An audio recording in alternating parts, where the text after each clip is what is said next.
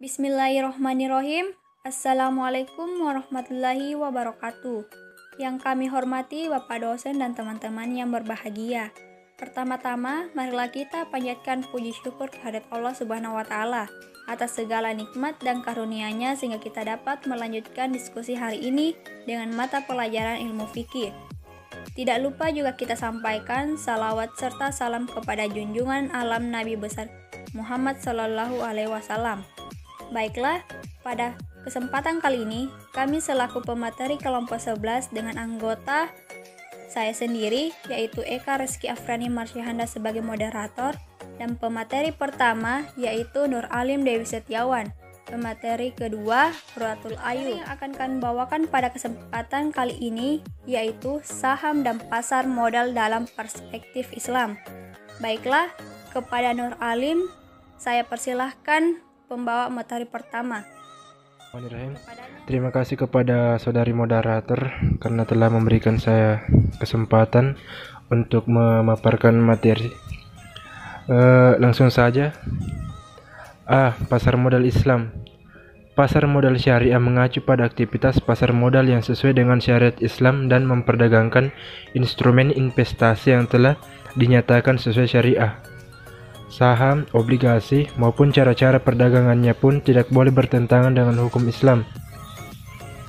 Secara umum, ditinjau dari jenis dan kegiatan perusahaan yang mengeluarkan saham, maka dalam pandangan Islam, perusahaan di pasar modal terbagi menjadi dua, yaitu sebagai berikut. Perusahaan yang berkegiatan dalam usaha-usaha mubah. Usaha mubah adalah usaha-usaha yang diizinkan menurut syariat Islam, seperti perusahaan pertanian, industri, dan perniagaan. Apabila suatu perusahaan tidak terlibat dalam usaha yang haram atau ribawi, maka seorang muslim diperbolehkan menjadi pemegang saham perusahaan tersebut dan terlibat dalam jual beli sahamnya. Yang kedua, perusahaan yang berkegiatan dalam usaha-usaha haram atau terlarang. Usaha yang terlarang menurut Islam contohnya seperti perusahaan perbankan konvensional serta perusahaan yang memproduksi atau memperdagangkan barang terlarang, misalnya pabrik rokok dan minuman keras. Seorang muslim dilarang menjadi pemegang saham perusahaan semacam ini maupun terlibat dalam jual beli sahamnya. Saham menurut Islam. Pengertian saham.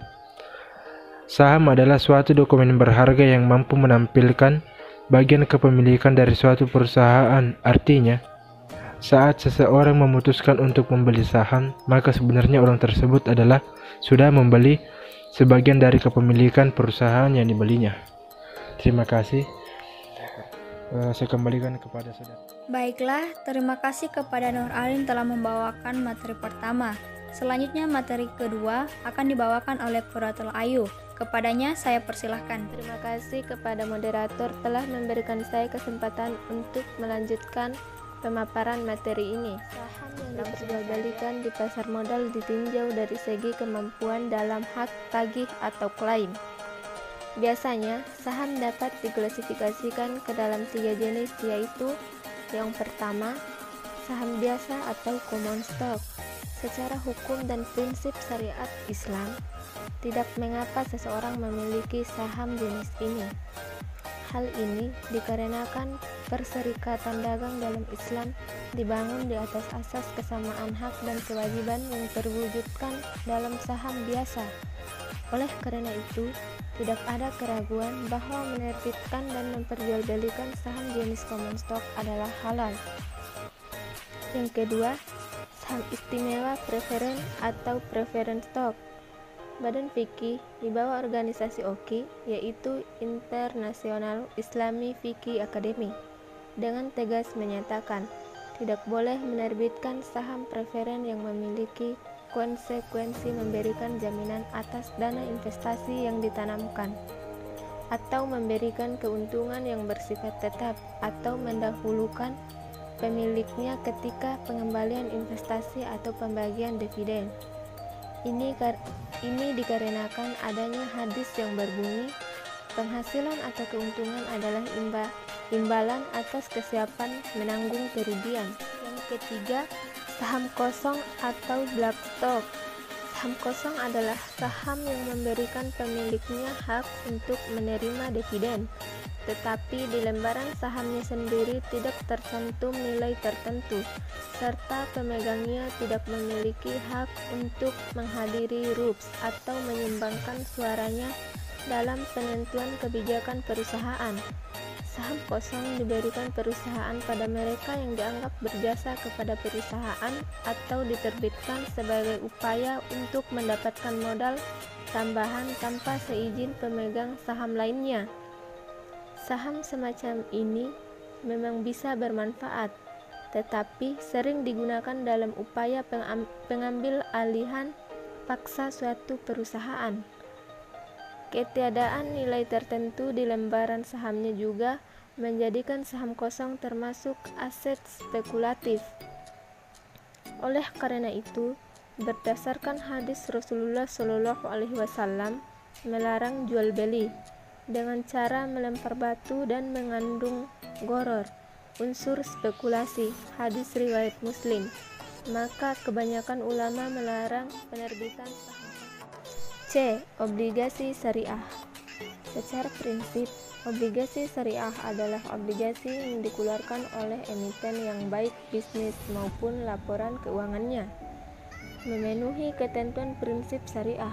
Obligasi syariah sering disebut dengan nama sukuk, sama seperti obligasi konvensional. Penerbit obligasi syariah bisa negara juga bisa perusahaan.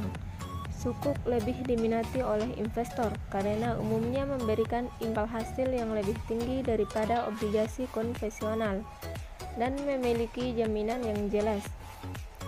Pemerintah Indonesia telah beberapa kali menerbitkan surat berharga syariah negara atau SBSN. Banyak perusahaan bahkan telah menerbitkan obligasi syariah jauh sebelum pemerintah mulai menerbitkan SBSN.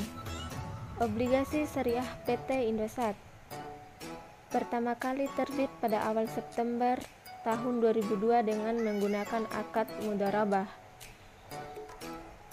Per 28 Maret 2013, ada setidaknya 38 suku korporasi yang beredar di pasar modal Indonesia, meliputi sukuk berakad mudharabah maupun ijarah.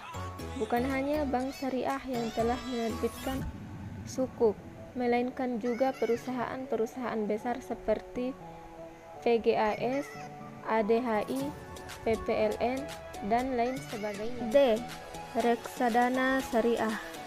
Reksadana adalah wadah di mana sekumpulan investor menyetorkan dana untuk selanjutnya dikelola oleh manajer investasi dengan diinvestasikan ke instrumen-instrumen pasar modal seperti saham dan obligasi. Reksadana syariah pada dasarnya tidak jauh berbeda dengan reksadana konvensional. Hanya saja manajer investasi reksadana syariah harus menganut prinsip-prinsip syariah dalam pengelolaan portofolionya. Prinsip-prinsip tersebut antara lain sebagai berikut. Yang pertama, hanya membeli saham, obligasi, dan pasar uang yang masuk dalam daftar efek syariah dan sesuai dengan prinsip syariah. Yang kedua, melakukan pembersihan atau cleansing apabila dalam portofolio reksadana terdapat pendapatan atau keuntungan yang sifatnya tidak sesuai dengan prinsip syariah. Yang ketiga, adanya Dewan Pengawas Syariah atau DPS yang ditunjuk untuk memastikan agar pengelolaan investasi sesuai dengan kaidah syariah. Sebagai investor, Anda bisa memilih mana jenis pasar modal yang cocok dengan minat investasi Anda, pasar modal syariah atau pasar modal konvensional. Demikian pula, kehadiran obligasi syariah dan reksadana syariah memberikan banyak opsi investasi baru yang bisa memperkaya portofolio investasi Anda. Mungkin itu saja yang bisa saya jelaskan. Saya kembalikan kepada moderator. Baiklah, terima kasih kepada Dr. Ayu yang telah memaparkan materinya. Demikian tadi presentasi kelompok kami. Mari kita mengucapkan Alhamdulillah. Saya sebagai moderator mohon maaf atas kekurangannya dan terima kasih untuk perhatiannya. Wassalamualaikum warahmatullahi wabarakatuh.